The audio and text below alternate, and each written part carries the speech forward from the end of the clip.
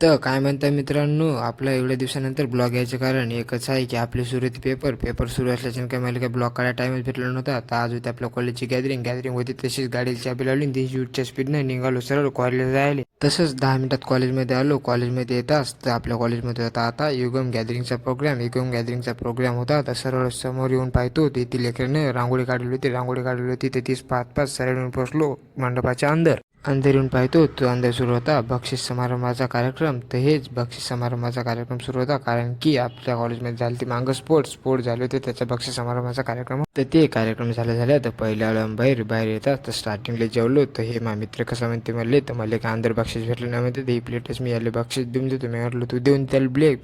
तसंच त्यानं बक्षीस दिलं. सरळ येऊन बसलो मित्राला घेतलं सगळ्यात पहिले मी ब्लॉकमध्ये घेतल्यानंतर इथे झाला आमचा 1-1.5 घंटा टाइमपास झाल्याचं आम्हाला वाटलं अंदर गॅदरिंगचा प्रोग्राम सुरू झाला असेल. तर अंदर येऊन पाहतो तर कशातनीच काहीच मिळून नव्हतं यायचं. तर मग काय अर्धा एक तास डबल तर बसायचं काम पडलं. अर्धा एक तास बसल्यानंतर तिकडून सुरू झाला गॅदरिंगचा प्रोग्राम सुरू. तर आता तुम्ही पाहू शकता हे गॅदरिंगचा प्रोग्राम किती खतरनाक झाला.